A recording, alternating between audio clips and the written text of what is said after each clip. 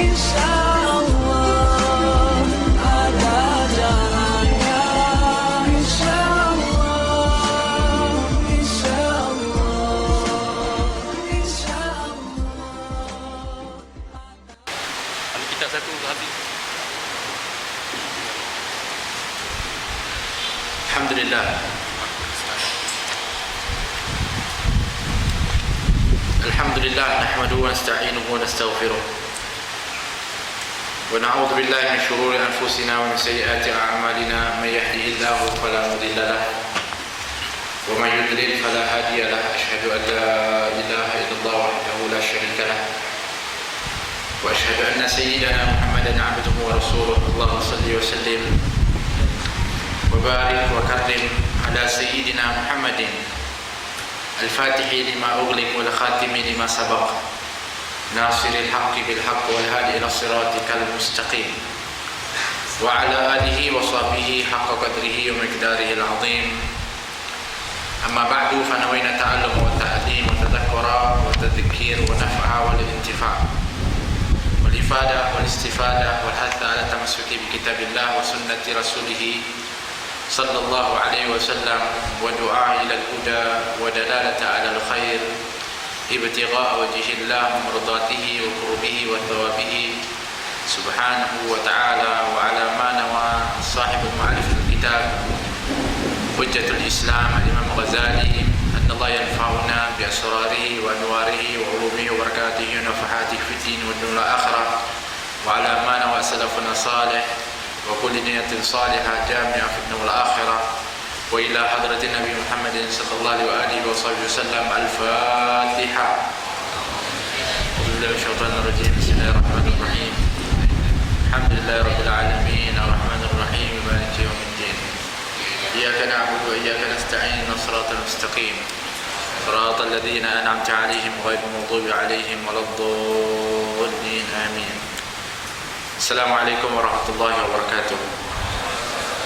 Alhamdulillah, kita bersyukur kepada Allah yang terus menemukan kita di tempat yang mulia ini. Mudah-mudahan Allah Subhanahu wa taala menghitung segala amal kita bermula dengan niat dan langkah-langkah kita dan keberadaan kita, apa yang kita lihat dengan mata dan yang kita dengar dengan telinga, yang kita ucapkan dengan lisan kita, dan apa yang sudah pun berada di dalam diri kita ini. Allah Subhanahu wa taala memberkati dan merahmati.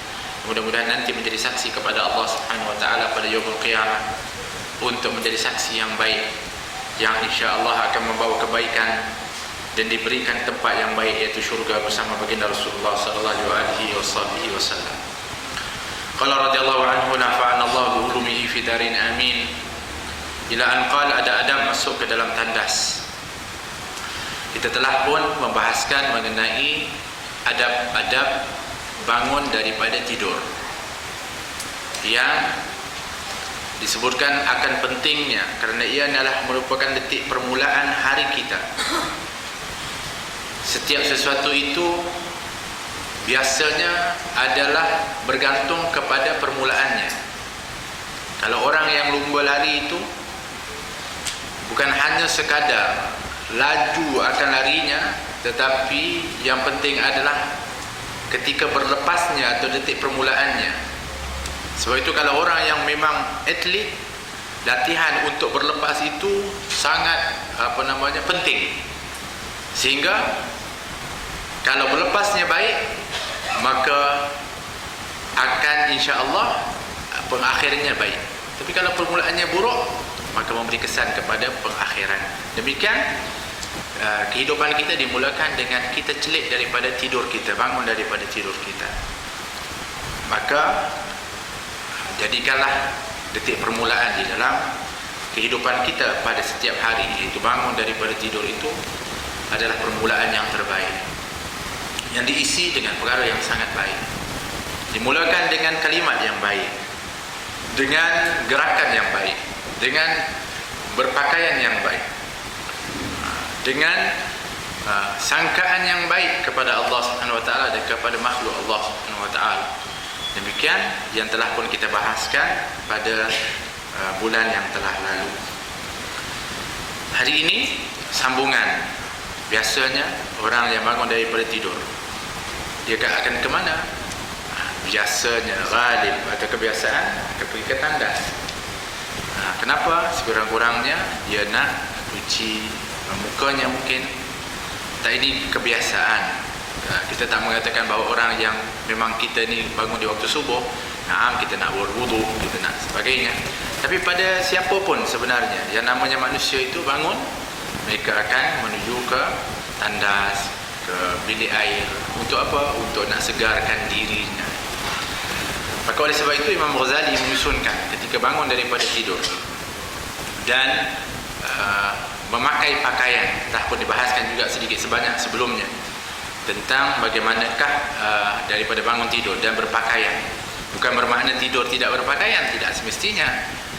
Tetapi maksudnya memakai pakaian persiapan, dan setelah itu menuju ke tandas. Maka ada adab untuk masuk ke dalam tandas yang diajarkan oleh baginda Rasulullah sallallahu alaihi wasallam. Allaman Nabi sallallahu alaihi wasallam kull shay hatta fi khara'ah, kata Salman Al-Farisi. Kami diajar oleh Nabi Muhammad sallallahu alaihi wasallam semua, segala sesuatu, sehingga nak buang air pun diajarkan oleh baginda Rasulullah sallallahu alaihi wasallam. Subhanallah. Tak ada orang yang begitu detail pengajaran dan cara mengajar akan adab dan akhlak berbanding daripada Nabi kita Muhammad sallallahu alaihi wasallam. Kita sebagai ayah pun kadang-kadang tak terjaga kita nak mengajar kepada anak-anak kita, sedangkan dia tanggungjawab kita. Kita ibu pun yang memang sangat menitik beratkan makan, minum, pakaian dan sebagainya, kadang-kadang ada juga terlepas pandang kita dalam beberapa perkara. Tapi Nabi kita Muhammad sallallahu alaihi wasallam detail diajarkan kepada kita. Itu bermakna untuk membuktikan betapa Nabi Muhammad sangat sayang kepada kita umat, sehingga detail semuanya diajarkan, secara halusnya diajarkan oleh baginda Rasulullah sallallahu alaihi wasallam. Alangkah sayangnya baginda Rasulullah sallallahu alaihi wasallam yang sayang kepada kita lebih daripada kita menyayangi diri kita sendiri. Kata Imam Ghazali rahimahullah, nafa'anallah bi ulumi fi darin amin. Apabila engkau masuk ke dalam tandas untuk menunaikan hajat, maka dahulukanlah kakimu yang kiri. Nabi kita Muhammad sallallahu alaihi wasallam yuhibbut tayamun. Kata Sayyidina Aisyah, Nabi Muhammad itu suka mendahulukan dalam segala sesuatu dengan kanan, kecuali dalam perkara-perkara yang kotor ataupun yang hina, maka yang didahulukan adalah kiri. Oleh kerana itu, baginda Rasulullah SAW mengajarkan kepada kita untuk melangkah masuk ke tempat qada hajat, itu adalah dengan langkah kaki yang kiri. Dulu di zamannya baginda Rasulullah SAW, Nabi bukan ada kalanya buang air atau qada hajatnya di kawasan di padang pasir contohnya, yang dilindungi oleh batu ataupun pokok. Ada kalanya baginda Rasulullah pergi satu tempat tak ada penghalang, maka Nabi panggil pokok-pokok akan datang menutupi kepada baginda Rasulullah sallallahu alaihi wasallam. Ini khusus kepada Nabi sallallahu alaihi wasallam. Jadi cara pun sudah meniatkan tempat itu adalah merupakan dari tempat untuk qada hajat, automatik tempat itu seolah-olah kita melangkah pergi ke tempat untuk qada hajat, maka mulakan dengan kaki kirimu. Tapi kalau kita tandas itu tak susah dah, senang. Ada pintu, ada tempat masuk. Maka permulaan langkah kaki itu yang didahulukan adalah kaki kiri. Mengikut kajian yang mutaakhir ini dikaji banyak oleh mereka orang-orang yang mengkaji, di antaranya kerana kepakaran masing-masing. Tapi malangnya kebanyakan yang mengkaji itu bukan daripada kalangan orang-orang Islam, tapi mereka mengkaji tentang sunnah adabnya baginda Rasulullah sallallahu alaihi wasallam. Bahkan kalau kita biasa dengar orang Jepun yang mengkaji tentang air yang dibacakan, kalau disebut baik, molekulnya akan menjadi baik, susunannya baik, cantik. Kalau dicakapkan kalimat yang tak baik, maka akan kacau bilau molekul itu, yang sehingga yang minumnya akan memberi kesan kepada tubuh badan. Apalagi kalau yang dibacakan Al-Quran, yang dibacakan Yasin, yang dibacakan doa, yang dibacakan Fatihah. Sebab menolak pula dakwaan orang yang mengatakan apalah orang dulu jampi baca.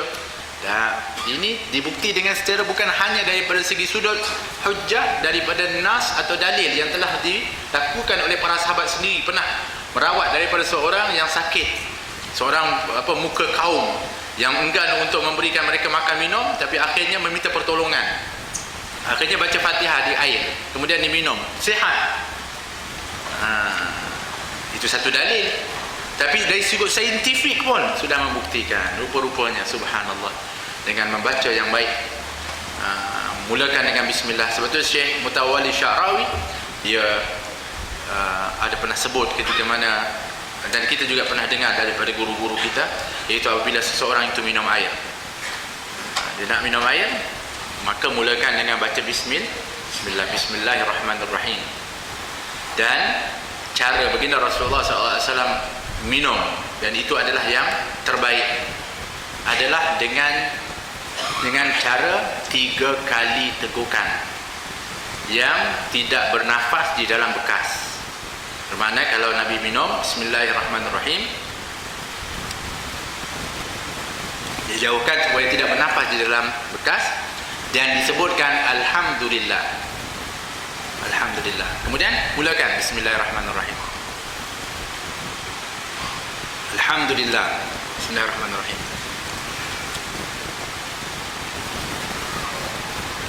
Alhamdulillah. Sunnah Nabi 3 kali itu. Kalau dahaga lagi, sambung lagi 3 kali. Tapi disebutkan mengikut kajian, dia akan lebih cepat menghilangkan dahaga dan lebih menyegarkan dengan cara itu daripada guguk begitu. Dan kerana dimulakan dengan bismillah, disudahi dengan alhamdulillah, dimulakan bismillah, alhamdulillah, disebutkan kalau selama mana air itu mengalir dalam tubuh badan ini, maka dianya akan menjadi nilai dan menguatkan seorang itu untuk ibadah, dan menyempitkan saluran darah itu untuk dilalui oleh syaitan. Allah, bila zikir itu.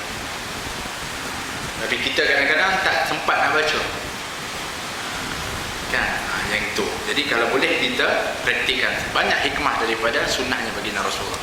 Minggu kajian disebutkan didahulukan dengan kaki kiri. Wallahu alam betul atau tidak, tapi ini mengikut kajian. Mengatakan kalau dimasuki tandas tempat yang licin itu dengan kaki yang kanan, itu akan lebih mudah jatuh. Tapi kalau kaki kiri, dia akan lebih seimbang. Ini mengikut kajian disebutkan. Subhanallah. Jadi itu hikmah sampingan dipanggil.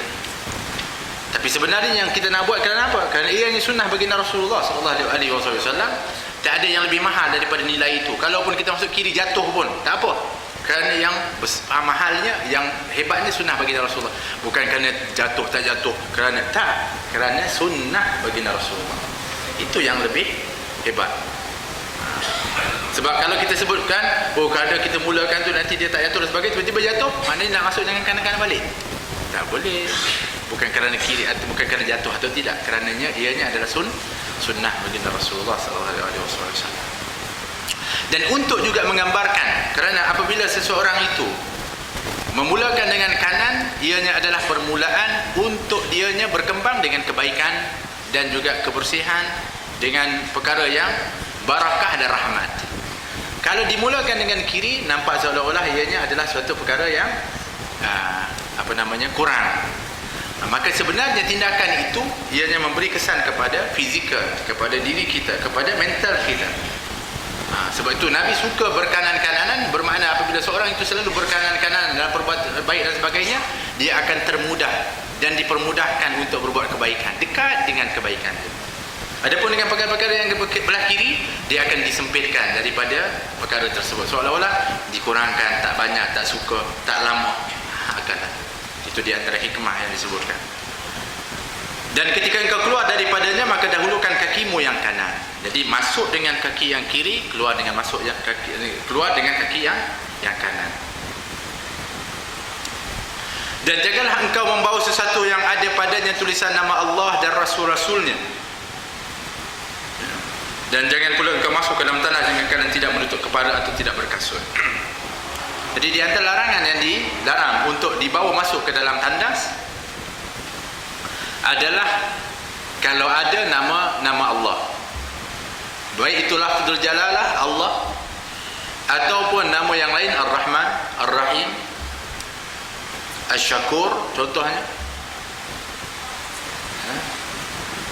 Ya Dzal Jalali wal Ikram contohnya, itu nama-nama Allah, maka tak boleh untuk dibawa masuk ke dalam tandas.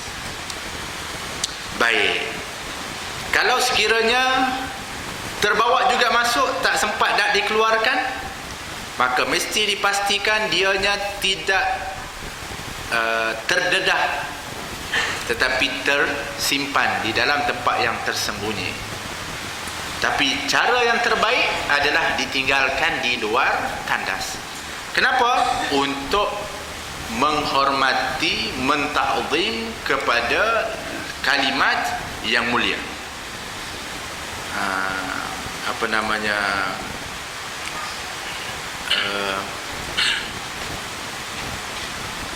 Seorang ulama yang dengan sebab memuliakan nama Allah Subhanahu wa taala,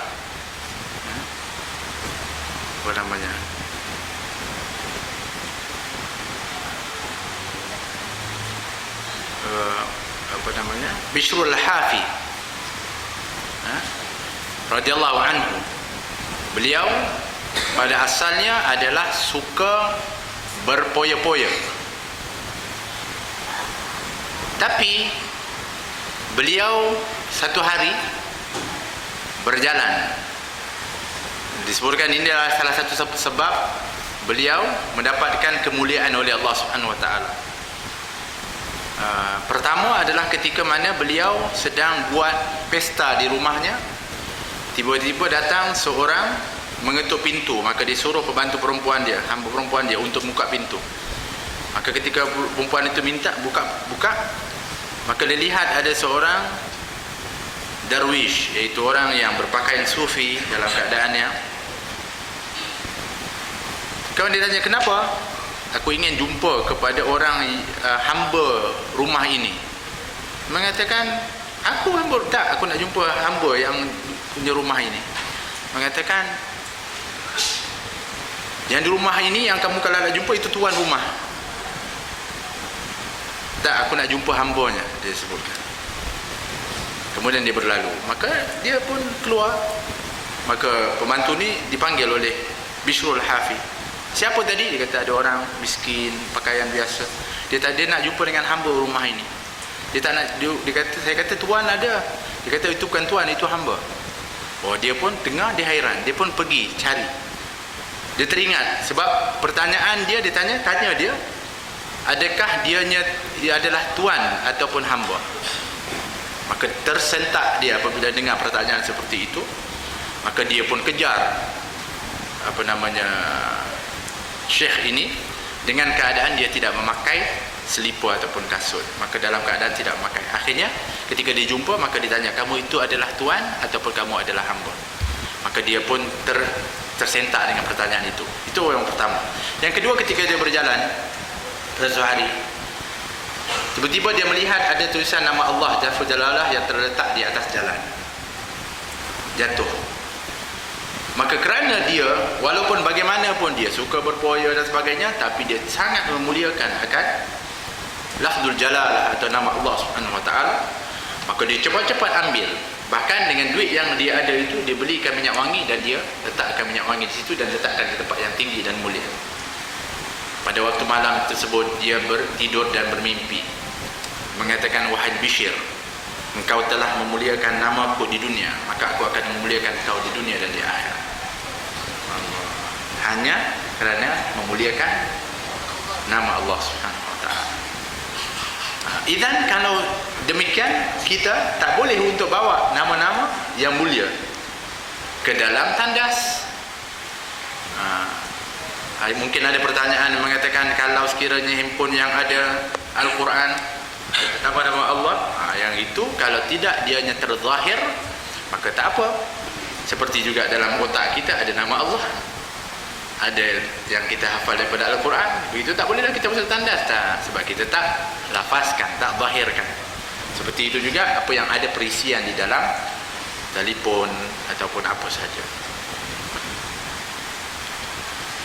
Dan rasul-rasulnya, nama-nama rasul, apalagi Nabi Muhammad, Ibrahim, atau Nabi Ismail, Nabi Adam, nama-nama nabi-nabi itu juga tak boleh untuk nak dibawa masuk ke dalam tandas kerana memuliakan akan nama tersebut, kerana nama itu dimuliakan oleh Allah Subhanahu wa taala. Begitu juga dengan Al-Quran, tak boleh bawa masuk ke dalam tandas. Hati-hati. Kalau ada orang perempuan yang pakai contohnya rantai yang adanya tulisan nama Allah, tak boleh juga. Tapi kalau dah termasuk, maka pastikan dia tak terzahir. Begitu. Ataupun yang ada kadang-kadang cincin yang ada tulis Muhammad Rasulullah contohnya, yang itu pun tak boleh. Kalau termasuk, kena pastikan dibuka dan disimpan. Kalau tak ada tempat simpan, poket pun tak ada, macam mana? Letak dalam mulut, kemamkan supaya tak nampak. Itu di antara kaedah. Jangan ditelan sudah. Kata telan pula. Tapi begitu, kenapa nak memuliakan?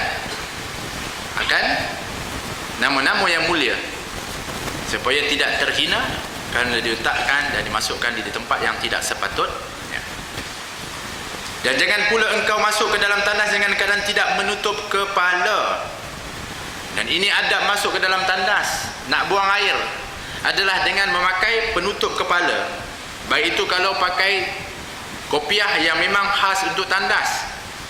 Ini kopiah tandas pun dia, kopiah solat pun dia juga. Kalau tengok para habaib, para masyayikh, mereka kalau masuk tandas, mereka buka mereka punya serban dan kopiah, mereka ambil kopiah lain. Oh subhanallah, ada bawa di mana-mana.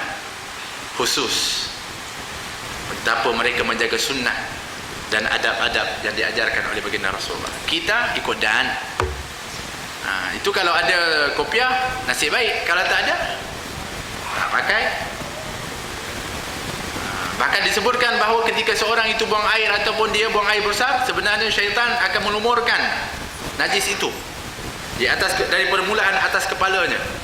Dan apabila dilumurkan dan berhasil untuk melumurkan, maka otak ini akan semakin lembab,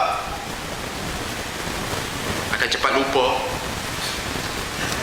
Maka di antara hikmahnya disebutkan adalah dengan kita menutup kepala ketika masuk dalam tandas. Jadi nak pakai apa? Boleh buat imam pakai kain. Orang-orang dulu kadang-kadang dia letak kain di atas kepalanya, tuala ke, ataupun pakai topi pergi melancong ke Bandaraya Melaka. Ada topi selamat I love Melaka contoh. Bila nak pakai ke masjid tak boleh. Nak pakai kat luar pun rasa dah malu dah, umur dah sekian. Pakai dalam tandas, letak kat situ, siap-siap dalam tandas kita masuk. Kenang-kenangan pergi ke Melaka, kenang-kenangan pergi ke manalah, ke Penang. Tapi dekat mana ke dalam tandas? Tak apalah, sebab pakai topi dalam tandas. Itu adabnya, cara. Subhanallah. Dan jangan kamu masuk dengan tidak berkasut. Mesti pakai kasut. Orang-orang dulu biasanya ada terompah dalam tu. Kan? Sebab kalau terompah ni, di antara sebab dia, satu dia tinggi, supaya kalau air yang bawah tu tak kena kepada kaki. Kan itu orang-orang dulu subhanallah, mereka cipta benda-benda yang memang menjaga kita hari ni. Tak kisah, kita punya yakin dia hebat, suci semua. Orang-orang dulu sangat berhati-hati. Tapi orang sekarang salahkan orang dulu. Orang dia teruk sangat, susah sangat, menyusahkan orang. Amboi, sedap mulut kita cakap. Sebab kita ni sambil lewa. Sebenarnya bukan kita ni nak mudah, tapi kita memudah-mudahkan dan sambil lewa. Orang dulu berhati-hati.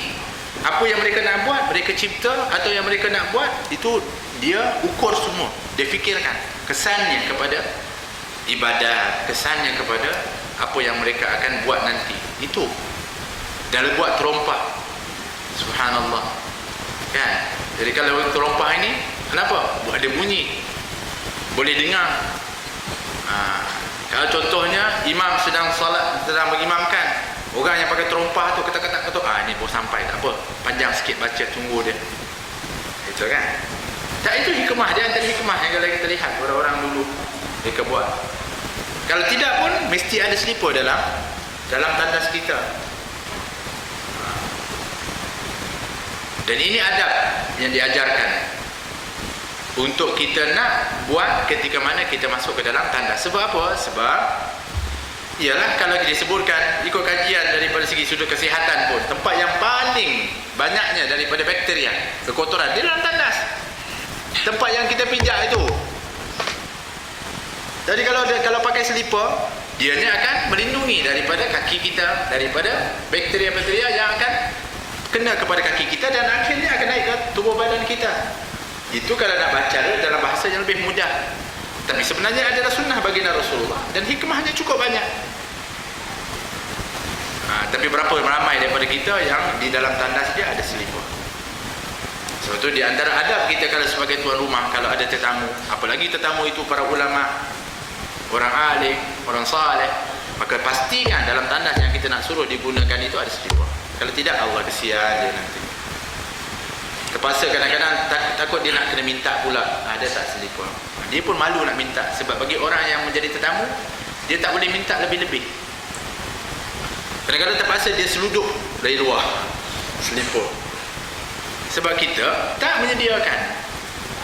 Sedangkan mereka belajar, mereka ingin untuk nak melaksanakan semua adab-adab yang telah pun diajarkan. Jadi kita ni kena sediakan dalam tandas rumah kita ada selipar ataupun terompah atau apa saja yang kita selesa pada sekarang ini, dan dia adalah merupakan adab apabila masuk ke dalam tandas.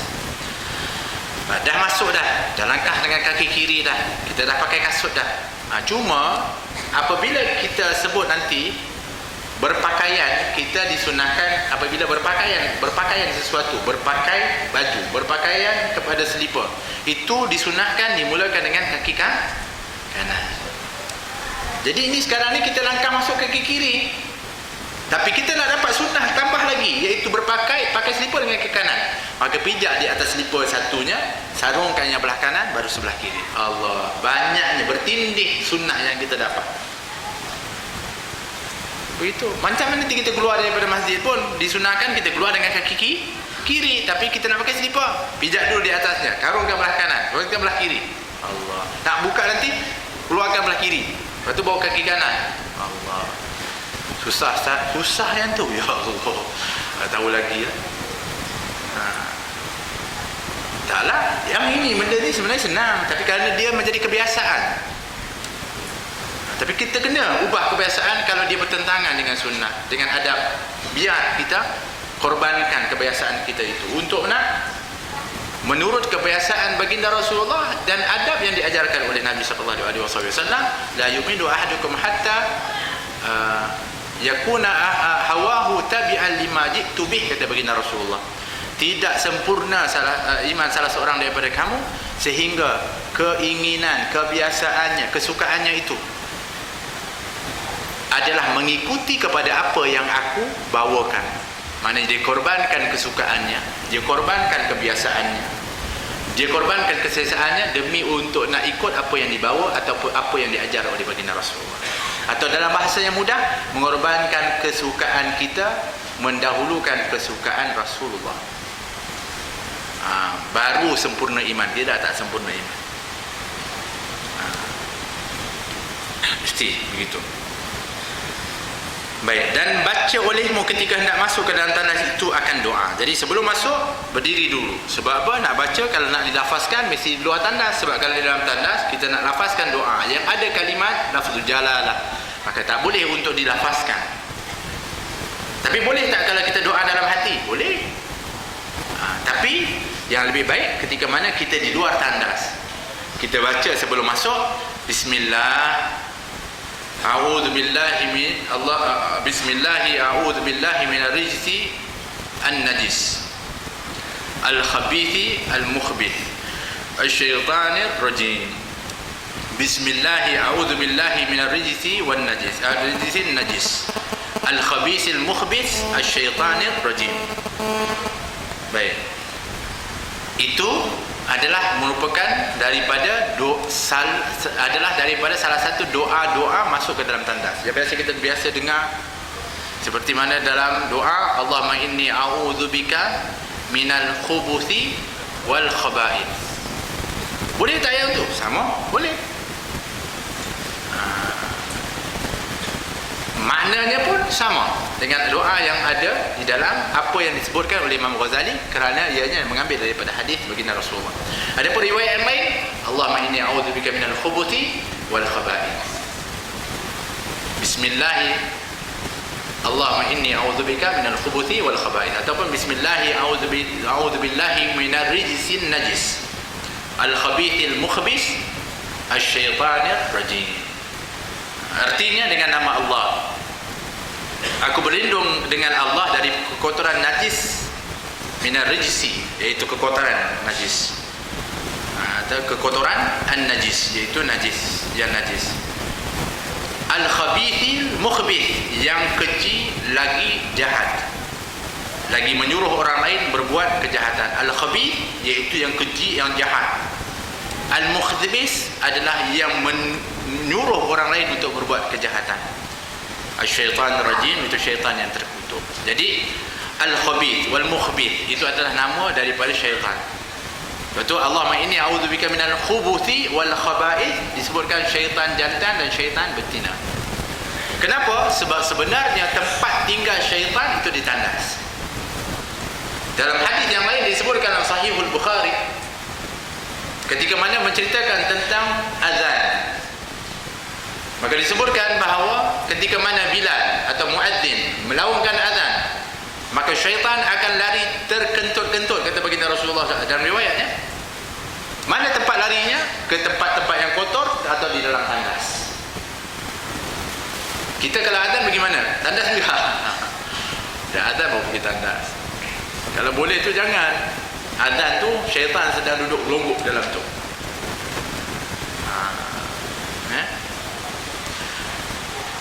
Ketika mana muadzin melaungkan azan, dan ketika mana melaungkan iqamah, lari masuk dalam tandas. Sebab itu tempat kotor, tempat mereka suka.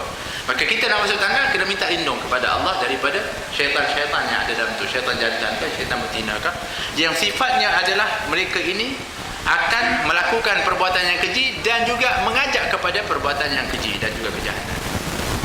Iaitu apa, siapakah mereka itu? Syaitan. Yang mereka itu inna syaitana adu mubin. Mereka syaitan itu adalah merupakan musuh yang nyata, jelas. Minta lindung kepada Allah, khususnya dalam tandas yang disebutkan. Dan ketika engkau keluar dari tandas, hendaklah engkau baca ghufranaka alhamdulillahilladzi azhaba anni ma yu'dhini wa abqa alayya ma yanfa'uni. Atau dalam yang biasa mungkin kita dengar, ghufranak alhamdulillahilladzi azhaba anni adza wa afani. Yang ini juga kerana banyaknya riwayat-riwayat yang warid daripada Nabi Muhammad sallallahu alaihi wasallam, maka Imam Ghazali memilih kepada doa ini kerana maknanya itu tadi, iaitu ghufrana, ya Allah berikan keampunan kepada aku. Kenapa kita keluar-keluar minta ampun kepada Allah? Kan? Mula keluar dengan ghufranak, mohon ampun ya Allah, aku mohon keampunan ya Allah. Sebab kenapa diajar demikian? Sebab dalam tandas kita tak boleh berzikir kepada Allah. Tak boleh subhanallah, alhamdulillah, la ilaha illallah, tak boleh. Jadi kita kena diam. Jadi ya Allah minta maaf, saja dalam tandas aku tak boleh untuk berzikir kepadamu ya Allah. Tapi kita ni tak payah tunggu masuk tandas, kat luar tandas pun tak berzikir. Lepas tu kena banyak kita minta ampun kepada Allah. Rasulullah ajar untuk kita keluar tandas minta ampun kepada Allah, sebab tak boleh berzikir dalam tandas.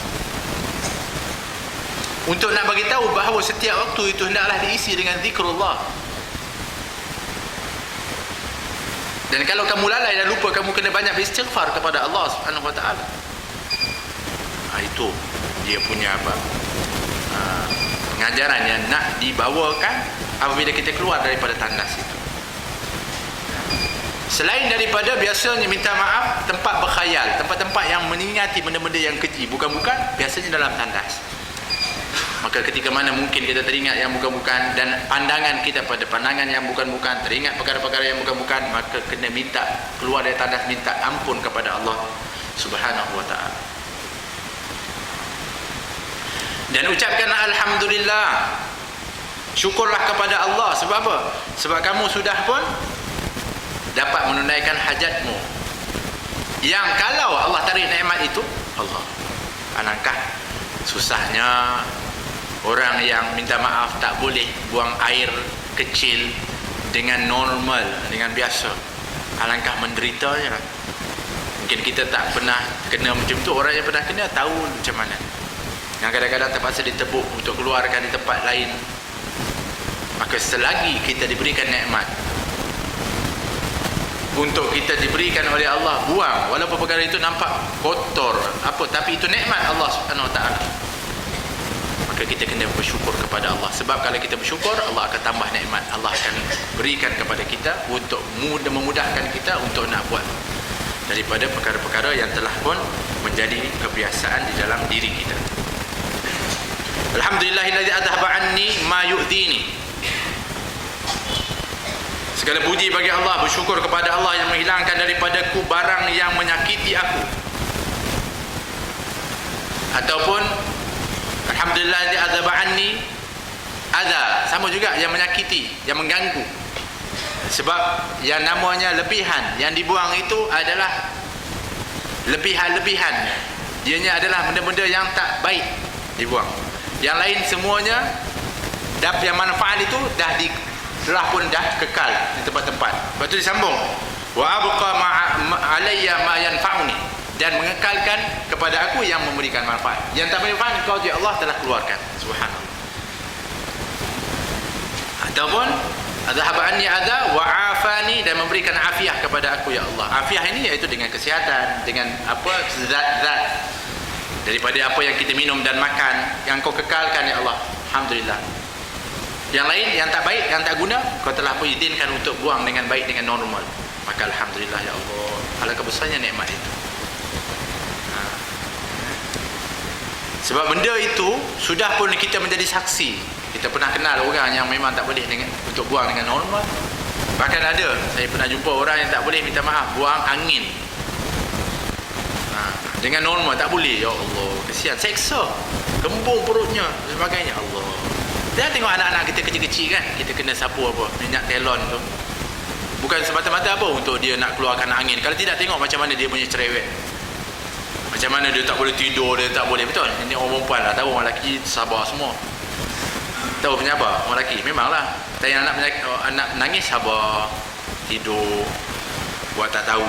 Orang perempuan kurang sabar. Tapi yang dia tahu tu, ini masuk angin, ini dia punya sakit perut, ini macam-macam orang perempuan. Jadi doktor lah. Orang lelaki jadi orang apa? Orang penyabar. Kan begitu. Bermakna kalau tak boleh secara normal, tak boleh itu, Allah, dia akan menjadi satu beban, menjadi satu yang penyakit. Allah. Jadi bersyukur kepada Allah yang telah memberikan kepada kita nikmat itu. Allah, bersyukur, alhamdulillahilladzi adhaba anni ma yu'dhini wa abqa alayya ma yanfa'uni. Ya Allah, alhamdulillah yang telah menghilangkan kepada aku apa-apa yang mengganggu, apa-apa yang menyakiti, apa-apa yang tak baik di dalam tubuh ini, dan kau kekalkan pula ya Allah, Masya Allah, Alhamdulillah ya Allah, dan kau kekalkan kepada aku zat-zat protein, vitamin, apa semua untuk mencukupi dari kesihatan dan juga memberikan tenaga kepada Allah. Jadi waktu dalam keadaan seperti itu pun kita bersyukur kepada Allah Subhanahu wa taala. Dan sebaiknya adalah engkau siapkan segala yang engkau perlukan untuk beristinja itu sebelum engkau qada hajat. Tapi macam mana pun kamu kena siapkan alat-alat untuk qada hajat, untuk istinja, minta maaf. Maka alat-alat beristinja kalau kita tengok dalam kitab fiqh ada dua, iaitu al-ma, air, ataupun al-hajar, ataupun batu. Dan batu ini ada dia punya ciri dia. Walaupun namanya hajar, batu, tapi bukan bermakna mesti batu ketul tu. Maknanya ada ciri-ciri yang mana dia melayakkan digunakan untuk dikira mengangkat kekotoran, menghilangkan kekotoran itu. Dia boleh guna salah satu daripada keduanya. Wa imma dengan air, iaitu kita panggil, minta maaf, cebok lah. Atau yang keduanya dengan alat, yang dalam kitab disebutkan batu, iaitu alat yang dengannya ketika mana kita gunakan maka dikira kita telah bersih daripada najis. Itu nanti kita bahaskan. Baik, jadi dua alat ini kalau kita tengok dalam kitab, dua alat yang kita biasa gunakan, air, betul? Naam, memadai. Bila kita gunakan air dengan untuk cebok, air itu air mutlak dan kena tempat yang kena najis itu, maka mengalirlah najis itu dan juga hilanglah najis itu dengan air tersebut, maka sucilah. Maka apabila suci, sahlah dia ketika mana nanti dia nak menunaikan ibadat. Tapi kalau orang minta maaf, dia tak istinja, maka dia membawa najis. Kita mahu orang yang buang air kecil, dia tak cebok, dia bawa najis. Kemudian dia berwuduk, kemudian dia salat, tak sah salatnya. Sebab apa? Syarat sah salat adalah mesti bersih daripada najis. Mesti yang kita guna sekarang dengan air itu, insya-Allah dah selesai satu masalah yang biasa kita gunakan. Tapi kalau tak ada air, ataupun tak guna air, guna salah satu daripada alat yang lain, itu namanya hajar, yang dianya adalah tahir, galib, mani, disebut dalam kitab, suci, iaitu dia mesti jangan najis, bukannya najis yang dah keras dah. Ini boleh kot? Tak boleh. Dalam Sahih Bukhari ketika mana diceritakan oleh Anas bin Malik pernah menemani kepada baginda Rasulullah ketika Nabi nak buang air, maka Nabi pun pergi ke satu tempat, Sayyidina Anas tunggu satu tempat. Kemudian Nabi panggil Sayyidina Anas, bawakan aku 3 ketul batu. Sayyidina Anas cari-cari bagi, maka Nabi SAW ambil 2, buang 1. Rupa-rupanya yang dibuang oleh Nabi itu adalah najis unta yang keras, maka tak boleh kita jadikan alat istinja. Baik, itu satu. Kalau tidak pun batu, tetapi dianya bersifat galib mani, iaitu dianya mesti kesat dan dia memang boleh untuk menghilangkan, bukan licin. Sesuatu yang licin tak boleh. Maknanya kalau daun itu dianya memang kesat, bersih, suci, dan kalau dilapkan dia akan membawa, menghilangkan najis, maka boleh pakai daun. Tapi beza dengan air, syaratnya mesti 3, sekurang-kurangnya 3. Kalau batu 3 biji, kalau tak pun 3 biji, sebiji tapi 3 sudut. Yang pada hari ini boleh dikiaskan, di antara mereka mengkiaskan dengan tisu. Tisu tu dilipat-lipat. Nah, dia adalah kesat, menyerap ke najis, lap 1, buang 2, buang 3. Dah tengok betul-betul dah tak ada. Sah, kita punya kira sah dah. Kalau ustaz tak puas tak ada air, itu bukan masalah puas tak puas, ini masalah suci tak suci. Suci, dia kira suci. Tapi kalau masih lagi ada, tambah lagi 2, 5. Ganjilkan. Itu ada detail kalau nak belajar mengenai istinja dengan selain daripada air. Tapi hukumnya sah. Sebab tu kalau kita tengok orang-orang dulu di dalam tanah dia ada batu. Nampak tak? Saya tak tahulah, dah pernah tengok. Saya dulu ada di kampung saya, dalam tanah tu ada batu bulat sikit, tapi dia punya kasar-kasar. Ada standby kat situ. Kita pula ketika kecil tak tahu benda. Masuk tandas, ambil batu tu, batu lah, boleh gulik kepala ke atas badan. Rupanya buat bersih najis. Tak tahu. Tak belajar. Mereka standby kalau tak ada air itu. Kita tak tahu. Tapi cuma kita sekarang mudahlah, ada tisu, ada alat-alat yang memang boleh untuk nak membersihkan. Kan? Tapi dulu memang mereka guna batu atau alat-alat yang tadi disebutkan. Tak boleh menggunakan najis ataupun tulang. Tulang juga dilarang oleh baginda Rasulullah, tulang binatang. Kata Nabi SAW, jangan beristinja dengan tulang, kerana itu adalah merupakan makanan saudaramu jin.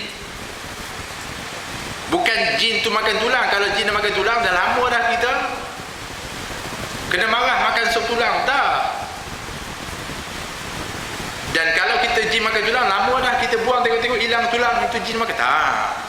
Maksud jin makan tulang ni maknanya kalau kita buang tulang itu akan tumbuh balik, tapi di alam jin dengan dagingnya balik, maka jin akan makan itu.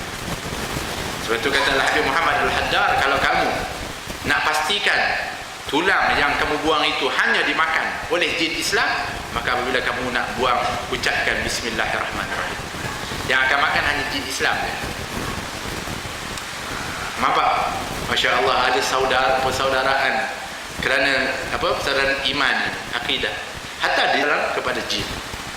Kita buang ikut dan ya, semua balon, lepas tu kena ganggu dengan jin pada muka. Bismillahirrahmanirrahim, buang. Nanti yang boleh makan hanya syaitan ataupun minta maaf, jin Islam. Disebutkan demikian. Niatkan. Baik. Tapi cara yang terbaik sebenarnya kalau kita lihat ketika Allah menyatakan innallaha yuhibbut tawwabina wa yuhibbul mutatahhirin. Sesungguhnya Allah cinta kepada orang yang bertaubat dan orang-orang yang bersuci. Disebutkan ayat itu turunkan kepada penduduk Quba. Quba tempat masjid pertama yang didirikan oleh baginda Rasulullah. Allah puji kepada penduduk Quba sebab mereka ni pertama suka bertaubat, selalu beristighfar, selalu bertaubat. Dan keduanya iaitu mensucikan dosa. Yang keduanya, mereka kalau beristinja, mereka gunakan dua-dua alat. Gunakan batu, gunakan air. Subhanallah. Dua-dua sekali. Akal. Baik. Jadi ini dua alat yang dibolehkan. Selain daripada itu tak boleh. Ataupun alat yang digunakan tak layak untuk digunakan, maka tak dibolehkan, tak kira mengangkat najis itu. Sehingga kalau tak mengangkat najis, tak sah ketika mana seseorang itu dianya solat ataupun berbuat ibadat. Ya? Nabi lalu satu kuburan dan Nabi mengatakan dua orang ini sedang diazab oleh Allah. Sahabat mengatakan, kenapa ya Rasulullah? Satunya kerana dia ketika mana buang air kecil, dia tidak berlindung. Jadi apabila tak berlindung, di antara kesan tak berlindung ini, selain daripada dianya akan boleh dilihat, yang keduanya dia akan tak bersih. Sebab apa? Tak selesa kan, orang tengok lah lagi cepat-cepat, tak bersih lagi. Keduanya ketika nak bersihkan, nanti orang tengok nanti dia tak sempurna. Maka dia dengan sebab itu kata Nabi SAW, dia adab di dalam kubur. Banyaknya seperti itu. Yang keduanya adalah kerana yamshi bin namimah. Seorangnya adalah kalau berjalan, kerja dia tak lain mengadu domba dengan antara sama lain.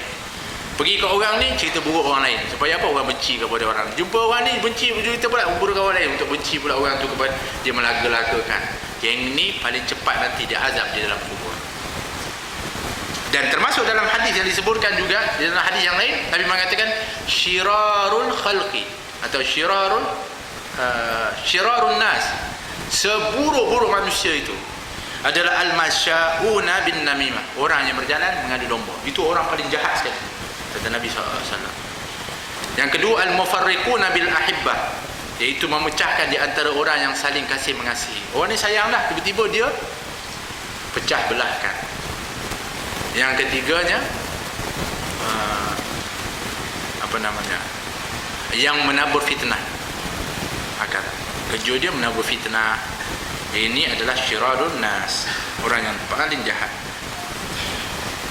Baik, boleh diistinja yang demikian keadaannya. Tapi kalau seorang itu dia memang tak cukup, cari pun tak jumpa, maka kalau dia tak beristinja, dia dikira membawa najis, dan dia kena suci tempat lain mesti. Kalau memang tak boleh, tak ada dah, pergi ke luar negara contohnya, tempat yang memang bagi masuk tandas, Allah kau bersihnya tandas dia. Kemudian kita kelang kabut, pergi masuk terus duduk, tengok-tengok tak ada benda, air pun tak ada, tisu habis pula. Allah, macam mana nak buat ni? Kan? Maka nak buat macam mana lagi? Dah tak ada. Maka selagi mana kita tidak bersihkan, selagi itu kita membawa najis. Maka cepat-cepat kita pergi tempat yang ada air untuk disuci. Tak boleh dah kalau kita dah biar kering. Kalau dah biarkan dianya itu lama, tak boleh lagi guna yang alat yang kedua, tak boleh. Tak boleh guna tisu dah kering lah, tak boleh, kena guna air juga.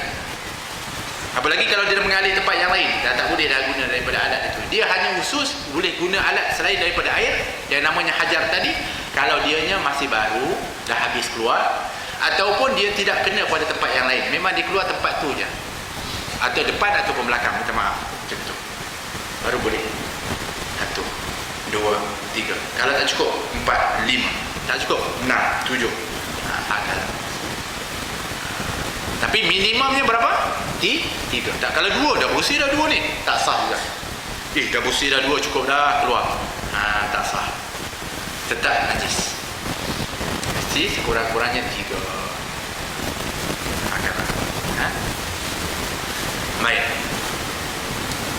Dan jangan engkau beristinja dengan air di tempat qada hajat. Sebaiknya sebenarnya begitu. Maksudnya kalau qada hajat, contohnya di tempat yang di padang pasir, di tempat yang lain. Kalau nak beristinja, kenalah bangun, pergi pindah ke tempat yang lain supaya tak memercik najis itu kepada tempat dia. Itu maksud dia. Tapi kita sekarang ini nak buat macam mana? Tempat yang kita buang itu dia telah masuk ke dalam. Itu tak apalah. Di situlah kita bersihkan, tak apa. Tapi kalau yang bagus, kalau kita betul-betul nak buat, memang kalau kita pergi tempat yang lain. Kalau boleh. Kalau betul-betul kita nak ikut kepada apa yang disebutkan ini. Dan hendaklah engkau beristibrak, iaitu melawaskan daripada air kencing dengan cara engkau berdehem-dehem dan melalukan jari di bawah kemaluanmu 3 kali. Minta maaf itu ni adabnya. Dipanggil istibrak. Istibrak ni macam mana? Nak melawaskan. Di antaranya disunahkan berdehem 3 kali. Itu kadang-kadang kita kalau orang dulu kan, kalau lalu kat tandas, alamak besar pula ni orang tu. Sebenarnya itu sunnah, tapi janganlah kuat sangat. Ya, cukuplah untuk nak pastikan dianya betul-betul lawas. Sebab minta maaf, mungkin tak habis di dalam tempat yang kita buang itu. Dan di antaranya juga adalah minta maaf, dia lurutkan untuk apa? Pastikan betul-betul daripada tempat itu dikeluarkan. Kalau orang perempuan macam mana? Minta maaf, ditekan di atas itu di tempatnya. Untuk pastikan dianya betul-betul keluar dengan selesai dan habis. Dan kalau kiranya memang kebiasaannya, kalau dia dah buat macam itu dan dia bangun dan keluar, maka di antara yang ditambah untuk melawaskan dan namanya istibrak adalah dia bangun dan duduk balik, atau bangun pergi tempat lain, atau jalan sekejap. Ini kerana nak pastikan betul-betul najis itu memang betul-betul telah lawas atau hilang daripada tubuh kita. Begitu. Betul, kadang-kadang kalau ada orang selalu ceritalah, tapi Allah alam dia kata, kalau orang alim ni kalau masuk tandas lama betul. sebab dia berhati-hati betul. Kadang-kadang dia kena pastikan kan. Tapi kalau orang biasa sekejap. Kadang-kadang tak habis lagi. Minta maaf, dah pakai seluar, mengalir lagi keluar. Akhirnya kena kat seluar najis. Macam mana nak bawa kepada salat? Kena pastikan betul-betul dianya Sebenarnya ianya juga untuk kesihatan juga. Kan? Sebab apa namanya, air yang kita buang dan sebagainya itu adalah najis, adalah merupakan daripada yang kotor, yang kalau tak habis keluar dia akan menjadi penyakit. Nah, itu dari segi sudut perubatan dan sebagainya. Tapi dari segi sudut pengamalan, dari segi sudut najis itu yang akhirnya akan memberi kesan kepada ibadah. Maka di antara caranya adalah dengan kita berdehem atau melalukan tangan, menekan-nekankan atau bangun, duduk atau berjalan sekejap dalam tandas itu. Kemudian kita pastikan untuk dia selesaikan daripada kita punya buang air itu. Dan jika engkau mau berstinja sedangkan engkau berada di tengah padang, maka hendaklah engkau mencari tempat yang jauh dari pandangan orang ramai. Ini kalau dari tempat yang terbuka, tak ada tempat di hutan, pergi tempat yang berlindung. Tapi kalau sekarang ini ada tambas awam, ada tempat-tempat tertutup, itulah tempat yang utama. Jangan pergi minta maaf, pergi bacot dekat dinding, dekat tengah-tengah tu. Dan minta maaf, ini kenapa dilarang seperti ini dan disebut, ditegur oleh Nabi. Sebenarnya memang ianya dilakukan. Saya di Mesir dulu begitu. Masalah yang dihadapi adalah berhadapan dengan orang yang kencing di dinding-dinding. Di mana ada dinding, di situlah tempatnya. Lalu dia Allah hancing di dinding itu. Tempat jadi tempat. Kemudian kalau kadang-kadang kita lalu kebetulan ada orang tengah tu, kita pun kan, kita terkejut, apa dia buat ni. Kita tengok dia marah, kita pula aib, dia kata aib, mengaibkan kamu tengok saya, dia buat tak aib pula. Ini yang kata Nabi SAW tadi tu, iaitu kalau dia buang air tapi tak tutup, tak berlindung, maka dengan sebab tak berlindung dia tak akan selesa, akhirnya tak bersih betul-betul, akhirnya membawa kepada najis. Itu. Jadi kalau nak betul tak ada tempat yang tertutup sebagai, kena cari tempat yang jauh dari pandangan manusia. Supaya apa? Di antara hikmahnya selain daripada tidak dilihat, supaya tidak tercium baunya dan tidak terdengar bunyinya. Sebab tu dulu sebab tu orang dulu subhanallah, dia punya tandas di luar rumah. Sebab apa? Ini hikmah dia, supaya bau tak dekat luar daripada rumah. Keduanya, kalau dia nak bunyi macam-macam kan, kadang-kadang orang buang ni bunyi macam-macam, kadang-kadang memalukan orang yang tu. Maka kalau kat luar kan dia menutup aib orang tu. Tapi masalah hari ni apa? Takut. Banyak tengok cerita hantu. Kat dalam rumah pun ajak orang teman, tolong teman aku sekejap pergi tandas. Tandas mana? Tandas depan tu dia. Dan duduk depan pintu tu. Dia tak kat luar. Ada. Itu dia. Ini apa? Cerita hantu. Tengok cerita hantu banyak. Takut. La haula wala, kita dididik dengan Allah, dengan cerita-cerita, dengan cinta, dengan hantu. Itulah kita yang kita berkisar tentang perkara-perkara itu. Akhirnya jadilah, tumbuhlah masyarakat yang penakut, tumbuhlah yang berkhayal, yang berangan-angan. Itulah kerja. Ini pendidikan yang kita dapat daripada TV, daripada itu. Orang dulu berani pergi kat luar rumah pukul 3 pagi, pukul 1 duduk kat luar tu kalau dah sakit perut. Kalau nak pergi wuduk, kadang-kadang air tak ada komah, pergi sungai mandi belah sana nak bertahajud. Berani. Walaupun zaman itu zaman Jepun boleh ada kat mana-mana aja. Zaman tu hutan banyak, harimau, semua binatang apa tak ada. Berani kita, Allah. Menakut. Sebab apa? Sebab kita dididik macam itu. Minta maaf. Sebab tu hikmahnya diletakkan di luar, supaya apa? Tak ada baunya, tak mengganggu orang dengan bau, tak mengganggu orang dengan bunyi dan sebagainya. Tapi hari ini nak buat macam mana? Kita nak kemudahan, silakan, okey, nak mudahkan, tapi jangan dengan sebab kemudahan itu sehingga kita hilangkan juga adab-adab dan juga tak tahu untuk menjaga daripada adab-adab dan akhlak ketika mana dalam tandas. Kena buat begitu. Dan hendaklah engkau menghadap kepada sesuatu yang dapat engkau jadikan dinding di hadapanmu. Maknanya kadang-kadang Nabi SAW pernah diletakkan dia punya tombak. Pastikan ada benda yang menghadap sekurang-kurangnya. Kalau kita insya-Allah lah, memang kita ni di dalam tempat yang tertutup, alhamdulillah. Tapi kalau tidak, kena pastikan ada dinding di depan atau benda yang tertutup di depanmu. Dan janganlah engkau membuka auratmu sebelum engkau sampai ke tempat duduk. Janganlah buka aurat dulu, buka kain dah sampai kat sini dah, nak pergi ke tandas. Ni juga untuk orang-orang dulu kan, kadang-kadang keluar dah pergi, dia punya kain dah atas peha dah, pergi tandas dah tu, orang tahu dah. Jangan buka aurat sebelum dah sampai ke tempat tu. Ya begitu. Dan jangan engkau menghadap ke arah kiblat. Ini kalau tempat yang terbuka.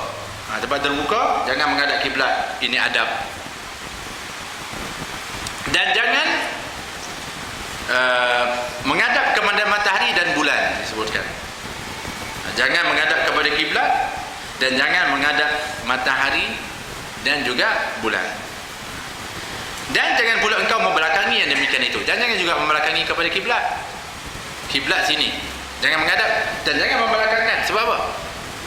Sebab kalau kamu menghadap ke belakangkan kiblat, jangan ingat kita je solat, jin pun solat juga. Allah Akbar, Allah, dia ni tengok aku pula dah buat macam ni. Kan begitu. Jadi caranya iaitu selain daripada jangan menghadap kiblat, membelakangkan, menghadap matahari, bulan atau membelakangkan, tapi cari tempat yang lain. Kalau kita hari ini ada duit nak buat rumah, maka pergi minta kepada arkitek. Kita yang kena arahkan. Okey, tanah saya menghadap begini dan tempat tidur saya menghadap begini untuk saya tidur nanti menghadap kiblat. Subhanallah. Kalau kita ada mampu duit buat rumah sendiri, kalau kita nak buat rumah, pastikan itu dalam pemikiran kita nak bertepatan dengan sunnah. Sebab kita mampu. Jangan kita pentingkan design ni moden ni, yang ni apa. Jangan, yang penting ni macam mana kita nak menepati kalau boleh ciri-cirinya untuk memudahkan kita mengamalkan sunnah baginda Rasulullah sallallahu alaihi wasallam. Dan jangan kau qada hajat di dalam air yang tenang. Dalam air yang tenang, pergi dalam air, duduk air tu, buang air. Tak, ini tak dibolehkan. Sebab apa? Yalah, satu, air yang najis kita tak pergi ke mana, kat situ je keliling dia satu. Atau di bawah pokok yang berbuah. Sebab apa? Sebab orang tengok pokok banyaknya buah, nak pergi tengok ambil, tengok bawah tu, alamak terpijak pula kita punya. Astagfirullahaladzim. Nampak Islam jaga. Islam ini agama yang syumul, sempurna, yang membawa kebaikan kepada orang lain, bukan diri saja, orang lain juga. So itu dalam hadis disebutkan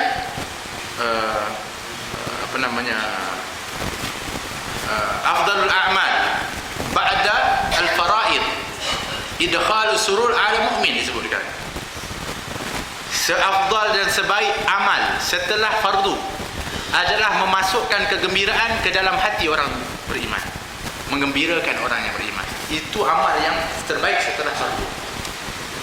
Macam tadilah, kita tak buat yang mengganggu mereka, kita pun memudahkan orang. Subhanallah, ini amal terbaik disebut. Jadi jangan buang di tempat satu, di bawah pokok, tempat orang yang nak pergi. Satu, keduanya Allah kan. Yalah, tapi ada orang kata, Masya Allah, sebang manis ni buah ni, tengoklah dia punya tong tu kat mana. Baja pula. Tapi tak, kadang-kadang orang tak ada selera kalau kita nampak dekat situ, ni pokok ni begitu. Ini untuk nak jangan mengganggu kepada orang lain.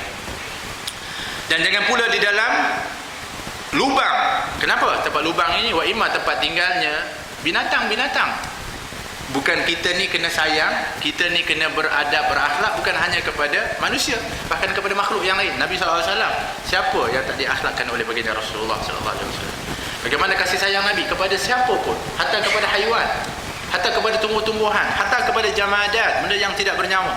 Nabi sahut salam, dengan salam, Waalaikumsalam. Nabi jawab, batu ke, ketika mana batang kurma itu menangis, dipujuk oleh Nabi SAW. Ketika mana bergegar gunung Uhud kerana cinta kepada Nabi, Nabi layan. Kemudian Nabi mengatakan, ini Uhud yuhibbuna wa nuhibbuh. Uhud dia cinta kepada kami dan kami cinta. Balas oleh Nabi cinta Uhud itu. Subhanallah. Ini tanda bagaimana Nabi menghargai kepada apa pun. Jadi ini diantara daripada cara. Dan jauhi dari kencing di atas tanah yang keras. Kenapa? Supaya tak nanti mudah percik. Dan percik ini akhirnya kena kepada pakaian, kena pada tubuh, membawa najis. Atau di tempat angin bertiup, tiup angin, angin tiup, kedebu, datang balik ke kita. Macam mana? Kerana ditakuti bahawa engkau akan terkena percikannya, seperti sabda Rasulullah SAW, inna amata azabil qabri minhu. Sesungguhnya kebanyakan seksa kubur adalah berpunca daripadanya. Yang ini dari sebab tidak berhati-hati dalam suci daripada najis. Masya Allah.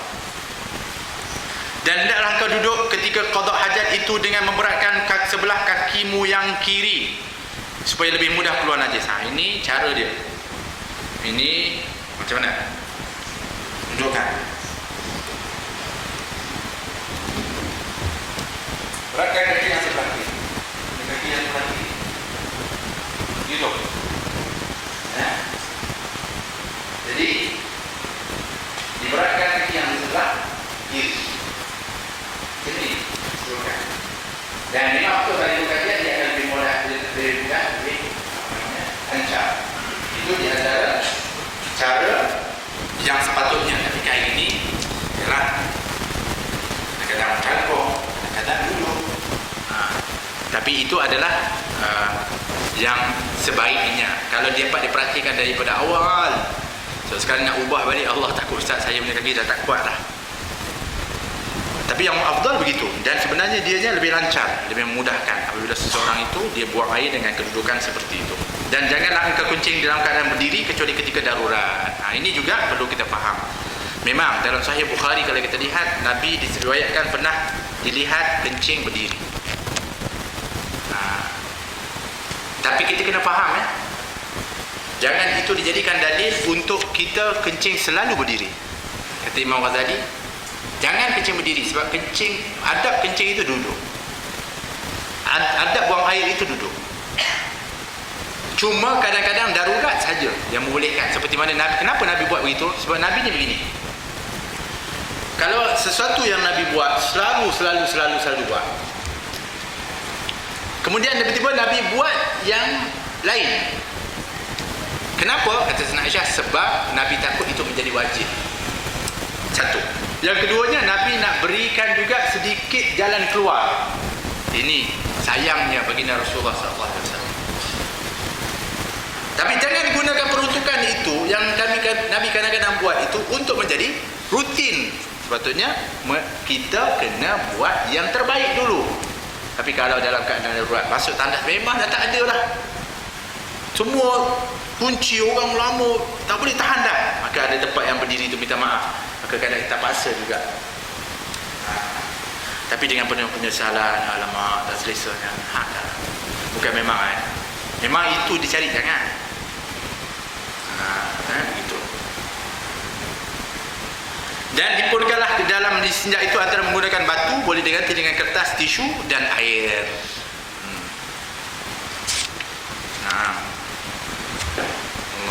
Saya habiskan ke ni? Ya. Dan jikalau engkau hanya mahu menggunakan salah satu di antara dua perkara ini, maka hendaklah engkau memilih untuk menggunakan air kerana itu lebih afdal. Dan apabila engkau mahu menggunakan batu saja, maka carilah 3 biji batu yang suci, yang dapat menyerap, iaitu menyucikan dan mengeringkan najis. Maka engkau sapu dengan batu itu, akan tempat keluar najis kena tidak menyebabkan najis itu merebak ke tempat lain. Kalau merebak ke tempat lain tak boleh, kena guna air. Dan begitu pula hendaklah engkau sapukan kemaluanmu, minta maaf, dengan 3 kali sapu daripada sebiji batu. Sama ada sebiji atau 3 biji, yang penting dia ni 3 kali. Kalau sebiji iaitu 3 sudut, satu, kemudian sudut yang lain. Tak boleh sudut yang sama sebab dah kena najis, dah dia kena putar pula, satu lagi, putar pula, satu lagi. Tapi tangan kita kena jagalah. Kalau kena najis, tangan kita najis juga. Jadi maknanya kalau ada 3 sudut, kita boleh pegang 1, 2, 3. Maka itu sudah memadai kalau najisnya sudah pun hilang. Ain najisnya sudah pun hilang. Atau 3 biji atau 2 biji. Satunya 2 sudut, satunya 1. Yang penting 3. Paling minimum. Itu maksud dia. Ya. Dan jikalau belum hasil bersih dengan 3 biji, maka hendaklah engkau sempurnakan istinjamu dengan 5 biji batu. Atau tambah lagi 7 biji. Sehingga jadi suci tempat keluar najis itu. Dan bilangan batu itu disunnahkan ganjil. Tapi saya kalau 6 kali berhenti pun sah dah. 4 kali pun sah juga. Cuma tak dapat sunnah kerana disunnahkan dianya ganjil. Innallaha witru la yuhibbu illa witra. Allah itu witir, esa. Dan Allah menyukai kepada yang ganjil-ganjil. Dan jikalau belum disebutkan, dan menyucikan tempat keluar najis itu hukumnya wajib. Kalau tak disucikan, najis terus. tak sah ibadat. Hukumnya wajib. Dan mencucikan tempat keluar najis itu hukumnya wajib. Dan janganlah engkau berstinja dengan tangan kanan. Istinja pula dengan tangan kiri. Yang lain-lain amal baik semua dengan tangan kanan. Tapi yang ni, yang nak bersihkan kotoran dan sebagainya, dengan tangan kiri, jangan dengan tangan kanan. Sebab tangan mulia, tangan untuk makan, tangan untuk buat amal baik, maka gunakan dengan tangan yang kiri. Dan hendaklah engkau membaca doa setelah selesai istinja itu dengan katamu. Dah selesai istinja tadi, kita baca doa, Allahumma tahhir qalbi minan nifaq wa hassin farji minal fawahish. Ya Allah, sucikanlah hatiku dari sifat munafik. Sebab tu kita ni sebenarnya apabila menyuci sesuatu, ya, ibu-ibu yang Masya Allah rajin selalu membersihkan rumah dan juga membersih pinggan mangkuk. Ketika mana kita menyucikan apa niat kita, itu kan soalan dia. Saya pernah dulu ketika mana di belajar, ketika sedang berkhidmat, cuci talam, cuci itu, lalu Habib Ali Jufri dia mengatakan, buat apa cuci? Masya Allah. Apa niat cuci tu? Kita kata niat cuci, kita niat nak bersihkan apa? Dia kata, alangkah baiknya kalau kamu itu ketika mencucikan sesuatu, niatkan kamu sedang menyucikan hatimu. Allah, kita tak terfikir macam itu. Jauhnya mereka lihat, supaya kita ni sebenarnya mementingkan untuk mencucikan hati. Maka ketika kita suci, Allah sucikanlah hati aku seperti mana aku suka benda ni bersih. Aku nak juga hati aku bersih, ya Allah. Nampak tak? Kalau kita doa macam itu tak kabul, mesti Allah SWT akan bersihkan hati kita. Dan kita tahu kepentingan bersihnya hati itu, kerana kita tahu kepentingan bersihnya daripada apa yang selalu kita nak bersih. Kenapa yang kita bersih beria-ria, kita membinggan? Sebab kita tak nak dianya kotor, tak nak dianya tak baik, tak nak nanti dia jadi tak elok. Demikian kalau kita niatkan juga dengan hati kita dan tahu kepentingan untuk membersihkan hati lebih utama daripada membersihkan apa saja, maka ini yang kita belajar daripada itu. Niatkan apabila kita membersihkan itu untuk membersihkan hati. Sebab tu ketika mana membersihkan istinja tadi, doa pertama, Allahumma tahhir qalbi minan nifaq. Ya Allah, bersihkan hatiku daripada, tak ada kaitan pun, tapi ada sebenarnya. Sebab apa? Sebab hati ini, ya Allah, yang paling penting yang dibersihkan. Maka bersihkan hatiku daripada sifat munafik, ya Allah. Takut. Sebab kalau orang dalam hatinya ada munafik, bahaya. Sebab orang munafik ini dia punya azab lebih berdahsyat daripada orang kafir. Asfal, dia katakan sesungguhnya bagi orang munafik itu berada di asfal, di bawah sekali daripada neraka itu. Allah, itu takut. Wa hasin farji minal fawahish, dan peliharalah kemaluanku daripada kejahatan seperti zina. Jadi kalau kita bersihkan tu, mintakan bersih dan lindung, ya Allah, daripada mendatangi tempat-tempat yang bukan-bukan. Itu yang dibimbangi. Itu kan yang paling utama. Dan dalam engkau menggosokkan tanganmu dengan tanah atau dinding atau dengan sabun. Maksudnya kalau dulu tak ada sabun, tanahlah tempat untuk kita nak bersihkan. Takut-takut nantinya ianya ada najis ataupun dianya basah. Atau dinding-dinding yang mana dia bukan milik daripada dinding orang lain. Pergi rumah orang, dinding orang untuk duduk tangan lah. Ini yang tak, ini maknanya dinding-dinding ni macam kadang tempat yang tinggi dan sebagainya. Itu maksud dia. Tapi zaman kita apa maksudnya? Sabun lah. Kita ada sabunkan, bersihkan tangan. Setelah selesai daripada istinja, subhanallah, kalau kita tengok dalam kitab ini, sebenarnya apa yang diajarkan hari ini orang kita kena bersih tangan, kena tu, sebenarnya kalau ikut daripada tertib dan adab yang telah diajarkan oleh Nabi SAW dan digariskan oleh Imam Ghazali dan juga para ulama kita, sebenarnya kita tak ada isu lagi sebenarnya tentang kotor tangan apa semuanya. Kalau kita tengok daripada membersihkan tangan ni, daripada sebelum makan, lepas makan, nasuh tangan, keluar, macam-macam semuanya diiringi dengan membersihkan tangan. Dan juga sebenarnya kalau kita amalkan, tak payah keadaan TV tu nak ajar kita semua tu. Tapi sebab kita tak ikut tertib dan adab itu, akhirnya kita terpaksa diajar pula untuk nak buat benda itu. Tapi ruginya kalau ikut yang itu, kita tak dapat apa-apa. Tapi kalau dapat ni, dapat pahala, dapat kedekatan dengan Nabi SAW, dapat buat sunnah bagi Rasulullah, dapat nur cahaya itu. Allah, itu penting. Dan kemudian lalu engkau membasuh akan tanganmu itu. Sebelum basuh dengan tanah dulu, sebab nak hilangkan bau ke apa semua, kemudian basuh dengan air. hakaza, daripada tertib adab kita masuk dan keluar daripada tandas ataupun adab-adab kita membuang atau qada hajat kita. Jadi mudah-mudahan dapat kita praktikan, ya, insya-Allah, daripada perkara-perkara yang mungkin berbeza dengan apa yang pernah kita buat, maka kita kena hilangkan kebiasaan-kebiasaan yang ianya tidak sama, iaitu kita samakan levelnya dengan sunnah dan adab yang telah diajarkan oleh baginda Rasulullah sallallahu alaihi wasallam. Wallahu taala alam. Kalau ada nak tanya mungkin. Ya.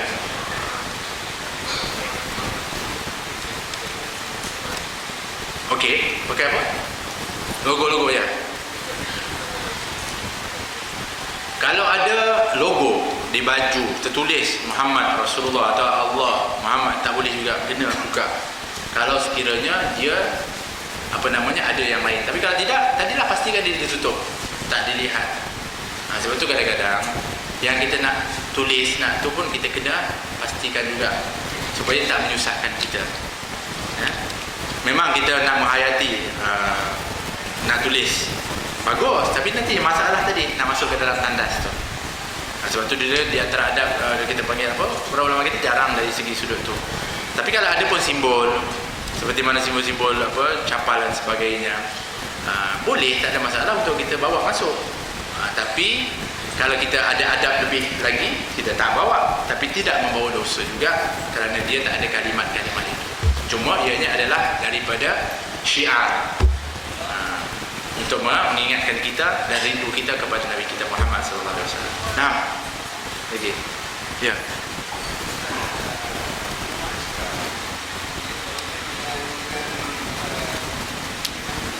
Jadi ya. Betul? Okey. Masalahnya apa? Tak boleh untuk nak buat macam tadi lah, untuk jauh dan tak boleh buat apa-apa lah. Atau mungkin maksudnya di antara, kita dulu yang namanya tandas buang air satu tempat, bilik mandinya satu tempat kan. Jadi kalau dalam bilik mandi sebenarnya kita tak ada masalah untuk nak bawa masuk apa pun, kita nak sebut pun tak apa, sebab dia bukannya tandas yang dilarang. Tapi ini dah sekali kan, maka dah sekali kan tak boleh, kan, tak boleh untuk kita nak bawa kalimat dan sebagainya. Tapi kalau diasingkan di bilik mandi. Yang ini adalah kalau kita berwuduk, nama itu al-wudu lillahi ta'ala, boleh safas dalam bilik mandi, tak ada masalah kalau tak ada tandas. Tapi kalau ada tandas tak boleh. Nak buat macam mana kan, kita duduk dalam macam tu. Ya, kalau sekiranya bila darurat, ayat itu je, tapi tak boleh lafaz lah, tak boleh lafaz, tak boleh bawa daripada kalimat-kalimat yang mulia, tak boleh. Tak boleh lafaz, kita kena lihat dalam hati dia. Sebab kita menjaga daripada kesucian daripada lafzul jalalah, kalimat nama Allah SWT, tak boleh. Nak buat macam mana? Jadi kalau kita nak jalan selamat, kita di tempat di luar, kita ambil wudu. Kalau kita nak lafaz, tapi yang namanya niat itu mahalluha fil qalbi, niat itu tempatnya memang di hati asalnya. Tadi sah je, tak ada masalah. Baik. Ya. Kalau kita bersihkan dengan tisu, adakah dianggap suci? Baik. Memang ada satu pendapat ulama yang dia kata tak boleh. Tapi kebanyakan setelah dikaji akan ciri-ciri yang ada kepada tisu. Kalau tisu itu adalah menepati dari syarat-syarat, iaitu kita tebalkan dia, dan kalau dia kena, dia tak menembusi dan mengenai daripada anggota-anggota yang lain. Kita tebalkan, kemudian kita pun gunakan dengan 3 kali sapuan di tempat sudut yang berbeza, atau 3 keping. Kita dah kumpul-kumpulkan contohnya, kemudian kita lipat dia bagi padat tu, kita pun minta maaf ya, kita ambil, kita pusingkan, dah, 1, buang dalam tandas lah. Kedua, kita buat 2, 3, tengok dah okey, maka sah, dikira kita sah, suci, dikira boleh. Baik.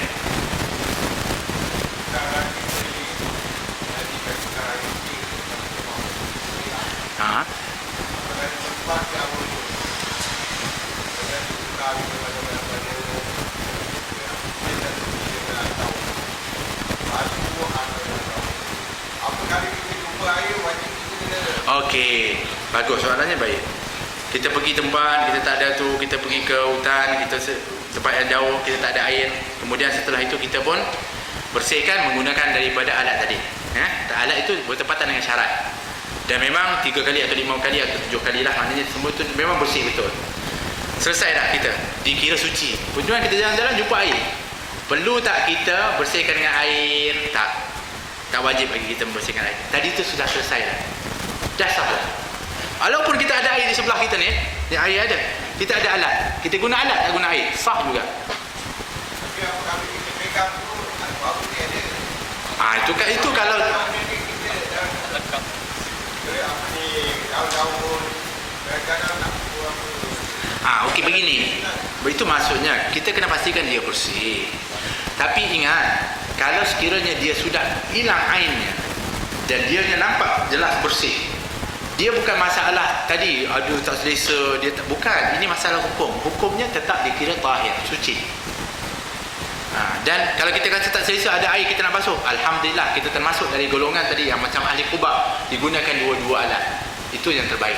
Tapi kalau kata hukum, dah hilang najisnya, bersih betul-betul, sah. Kalaupun tak guna air, tetap sah. Tetap juga tahir. Gitu. Tapi kena pastikan betul lah. Kalau tak bersih, akhirnya kena guna air juga. Begitu.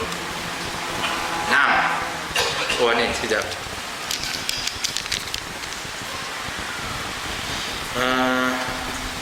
Terzikir atau kalimat di dalam solat selepas Al-Fatihah.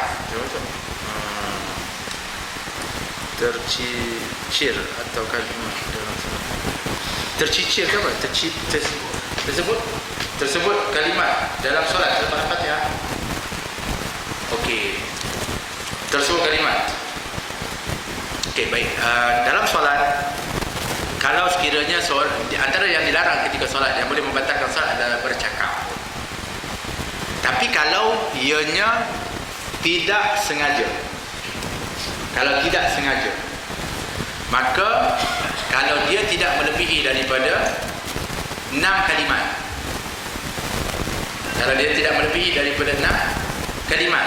maka dia tak batal. Tak sengaja ni. Tapi kalau sengaja, walau satu kalimat pun atau satu huruf pun yang mempunyai makna, batal. Seperti qi, satu je, qaf, tanda bawah, qi. Maknanya apa? Orang dia tengah solat, tengok orang tu jalan ada lubang, nak jatuh dah, qi, jaga-jaga. Maksudnya tu dalam bahasa Arab satu huruf je. Batal solat dia bercakap, walaupun sebab dia sengaja cakap. Atau ain ni maknanya dengar elok-elok, tengok orang tu macam ain, batal. Tapi kalau tak sengaja, dia tak lebih daripada 6 kalimat. Baik. Jadi itu yang dimaksudkan daripada yang kalau bercakap di dalam solat, kalau tak sengaja. Kalau lebih daripada itu, saya tak sengaja tadi, habis satu album lagu dia nyanyi dalam solat, batal. Macam juga makan, kan? Makan tak sengaja, kalau yang sikit, tiba-tiba makan sambil duduk dia ada dulu sujud, tiba-tiba ada hidangan, makan pula. Betul, Allah Akbar. Terlupa, batal sebab makan banyak. Tapi kalau puasa tak, puasa makanlah banyak mana kalau lupa, tak batal puasa. Subhanallah. Tapi kalau solat batal walaupun lupa. Sebab orang tak ada beza ni, makan tu solat ni. Itu beza dia. Tapi kalau tersedikit, yang memang dia tak sengaja, tiba-tiba tertelan sesuatu makanan, maka ini tak batal, tak sengaja sikit. Faham? Wallahu ta'ala alam. Nanti kan kita lebih waktu nanti. InsyaAllah kita sambung nanti, insyaAllah pada masa yang akan datang. Marilah kita berdoa kepada Allah, mudah-mudahan Allah Subhanahu wa taala memudahkan kepada kita untuk mengikuti ilmu yang kita pelajari dan melaksanakan daripada apa yang kita dengar dan kita pelajari. Dan kita minta kepada Allah, mudah-mudahan Allah Subhanahu wa taala memberikan futuh, membuka kepada hati-hati kita, dipermudahkan dengan memberikan futuh al-arifin, diberikan kefaqihan di dalam agama, dimantapkan iman, dipandang kita dengan pandangan rahmat Allah Subhanahu wa taala. Mudah-mudahan Allah Subhanahu wa taala membantu dan memudahkan kita untuk banyak-banyak berzikir, mengingati kepada Allah, bersyukur kepada nikmatnya, dan juga untuk kita beramal soleh. Dan mudah-mudahan Allah Subhanahu wa taala mengampuni dosa-dosa kita, dan juga Allah menerima taubat-taubat kita, menjadikan kita insan-insan yang bersih daripada noda dan dosa, Jadikan kita insan-insan yang suci daripada dosa dan noda, dan dibersihkan kita daripada apa-apa sifat-sifat mazmumah di dalam hati kita, ditukarkan kepada sifat-sifat mahmudah, dihilangkan sifat takabur, sombong, hasad, dengki, su'udzan, ujub, riya dan sum'ah di dalam hati kita, digantikan dengan tawadhu, digantikan dengan keprihatinan, kasih sayang dan keikhlasan kepada Allah Subhanahu wa taala. Mudah-mudahan Allah Subhanahu wa taala mengakhiri umur kita dengan husnul khatimah, dengan kalimat la ilaha illallah Muhammadur Rasulullah sallallahu alaihi wasallam, menjadikan kita menghargai dan juga menilai tinggi kepada sunnah Nabi sallallahu alaihi wasallam, berjalan dan juga berpakaian kita dengan akhlaknya Nabi Muhammad sallallahu alaihi wasallam, gaya hidup kita dengan adab-adab baginda Rasulullah sallallahu alaihi wasallam, kita, keluarga kita, anak-anak kita, masyarakat kita, ya arhamar rahimin, dekatkan kami dengan kasih-Mu Nabi Muhammad sallallahu alaihi wasallam di dunia ini, sehingga kami di alam barzah dan di alam mahsyar nanti kami akan dekat pula dengan Nabi Muhammad sallallahu alaihi wasallam, sehingga kedekatan kami tidak terputus, sehingga kami akan dikumpulkan bersama dekatnya dengan Nabi di surga Firdaus di akhirat nanti. Amin. Allahumma amin. Allahumma hadina min hudak waj'alna mimman yusari'u fi ridhak wa la tuwallina waliyan siwak wa la taj'alna mimman khalafa amraka wa 'asa wa hasbunallahu wa ni'mal wakeel wa la hawla wa la quwwata illa billahil 'aliyyil 'azim. Rabbana atina fid dunya hasanah wa fil akhirati hasanah wa qina adzaban nar. Sallallahu alaihi wasallam Muhammad wa ala alihi wa sahbihi wasallam. Alhamdulillahi rabbil alamin. Wal 'afu minkum. Wassalamu alaikum warahmatullahi wabarakatuh.